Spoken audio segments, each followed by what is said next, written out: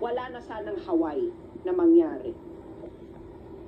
Kung papalarin ang mga Pilipino na maglakas sila ng loob para masipa uli kayong mga magnanakaw na mga Marcoses at Romualdez. Napaka-corrupt ninyo. Tang-ina. Ayan na, puntahan nyo yan. I-screenshot nyo yung link na yan, i-search ninyo yan, puntahan nyo yung page 36.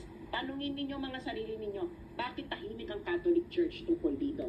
Bakit tahimik ang mga elite na schools, Ateneo, UST, Lasal? Kasabwat na ba kayo ng mga pagnanakaw ng mga Marcos at Romualdez? Mga mainstream media, patahimik kayo. Fact ito eh. Determined by a US judge na nagkaroon ng trial, nagkaroon ng evidence, ng mga documentary evidences.